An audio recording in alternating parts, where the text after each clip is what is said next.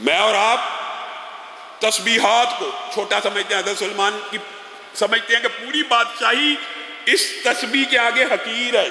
چھوٹی چھوٹی نیکیاں جن کو ہم حقیر سمجھتے ہیں، یہ رمضان آیا ہے، کسی نیکی کو، چھوٹی سے چھوٹی نیکی کو حقیر نہیں جاننا چاہیے، اور کسی چھوٹے سے چھوٹے گناہ کو بھی بہت کم تر شر نہیں جاننا چاہیے۔ وجہ یہ ہے کہ جو چھوٹا گناہ ہوتا ہے اس کے اوپر مداومت اور اس کے اوپر عادی ہو جانے سے وہ بڑے گناہ کا راستہ چھوڑتا ہے، بڑے گناہ کا راستہ آسان کرتا ہے، کھولتا ہے۔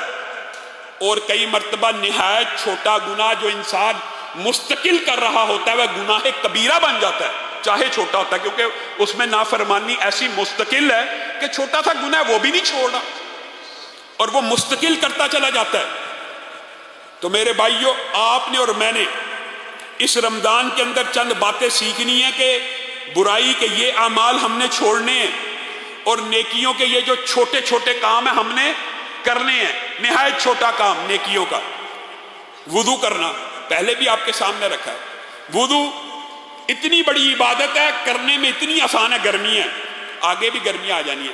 صرف ایک وضو کر لینا، جس کو ہم معمولی سی بات سمجھتے، سر سے لے کے پاؤں تک انسان وضو کر کے فارغ نہیں ہوتا، سارے کے سارے اللہ گناہ معاف کر دیتا ہے۔ اور کیا چاہیے؟ سر سے پاؤں تک کے سارے گناہ ایک وضو سے انسان کے جھڑ جاتے ہیں۔ یہ اتنی چھوٹی سی نیکی اگر آپ سونے سے پہلے کر لیں تو وہ جو آپ کو میں نے وظیفہ بتایا ہوا ہے کہ رات سونے کے وقت اٹھیں، سبحان اللہ والحمدللہ ولا الہ الا اللہ واللہ اکبر ولا حول ولا قوت الا باللہ کے ساتھ لا الہ الا اللہ وحدہ لا شریک لہ لہ الملک ولہ الحمد وہو علی کل شیء قدیر کے بعد اللہ سے دعا کریں۔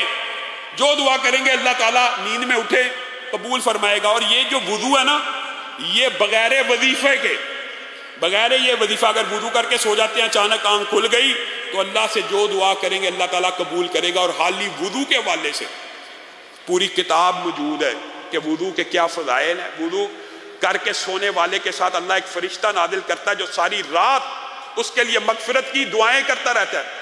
ہم نے نیکیوں کے، رسول اللہ صلی اللہ علیہ وسلم نے فرمایا، آپ حیران رہ جائیں گے کہ میں نے جنت میں ایک شخص ایسے کو بھی دیکھا، سبحان اللہ، جو رستے سے ایک مرتبہ تکلیف دہ چیز کو ہٹایا تو اللہ نے اسے معاف کر دیا۔ کتنی معمولی نیکی، آپ رستے میں جا رہے، بانس پڑا، پتھر پڑا، اس نے صرف یہ کام کیا۔ آپ نیکیوں کو کیا سمجھتے ہیں؟ یہ طویل موضوع ہے، لیکن آپ کے سامنے صرف دباچہ رکھ رہا ہوں۔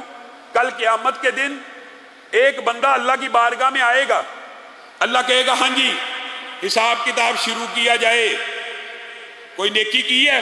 کوئی نیکی نہیں۔ بندہ کہہ رہا مجھے اپنی کوئی نیکی نہیں یاد۔ فرشتے بھی رجسٹر چیک کر رہے ہیں، کوئی نیکی موجود ہے؟ کوئی نیکی نہیں مل رہی۔ ایک رجسٹر میں سے نیکی ملی ہے، جن نیکیوں کو ہم معمولی سمجھتے ہیں، وہ کئی مرتبہ انسان کو جنت کے دروازوں تک لے جائیں گی۔ وہ نیکی کیا ہے؟ یہ جی تاجر تھا، اچھا جب کوئی بندہ اس سے مہلت مانگنے آتا تھا کہ میرے پاس پیسے نہیں ہیں تو یہ اس کو مہلت دے دیا کرتا تھا، اور اپنے ملازموں کو کہتا تھا جس کے پاس پیسے نہ اس سے سختی مت کرنا، ان کو مہلت دے دینا، اس کے لیے آسانی کر دینا۔ خرید و فروخت میں نرمی کیا کرتا تھا۔ ہم تو رمضان میں چیزوں کے ریٹ بڑھا رہے ہیں نا، وہ خرید و فروخت میں نرمی کیا کرتا تھا۔ رسول اللہ صلی اللہ علیہ وسلم نے فرمایا اس نرمی کرنے کی وجہ سے اللہ کہیں گے تو میری مخلوق کے ساتھ نرمی کیا کرتا تھا، میں تیرے ساتھ نرمی کرتا ہوں اور تجھے جنت میں داخل فرما دیتا ہوں۔ یہ نیکیوں کا ایک بڑا طویل سلسلہ، انشاءاللہ آئندہ آنے والے دروس میں ان نیکیوں کے حوالے سے بھی بات کریں گے۔ اور وہ گناہ جو اس حدیث کے تحت ہیں کہ اگر ہم نے گناہ چھوڑنے نہیں، بری باتیں چھوڑنی نہیں، حرام کمانا چھوڑنا نہیں، جھوٹ غیبت چغلی چھوڑنی نہیں، تو اللہ کو کوئی ضرورت نہیں کہ میں اور آپ اپنا کھانا اور پینا چھوڑ دیں۔ بہت سے روزے دار ایسے ہوں گے، احادیث سے یہ مفہوم نکلتا ہے اور ملتا ہے، اور براہ راست احادیث بھی موجود ہے۔ بہت سے روزے دار ایسے ہیں جن کو پورے روزے سے سوائے بھوک کے کچھ نہیں ملتا، اور بہت سے قیام کرنے والے ایسے ہیں جن کو اپنی پوری رات کے قیام سے تھکاوٹ کے علاوہ کچھ نہیں ملتا۔ اللہ تعالی ہمیں ان دونوں چیزوں سے محفوظ رکھے۔ اور ہماری چھوٹی سی چھوٹی عبادت کو بہت بڑا کر کے ہمارے سامنے پیش کرے۔ سبحان ربک رب العزت عما یصفون وسلام علی المرسلین والحمد للہ۔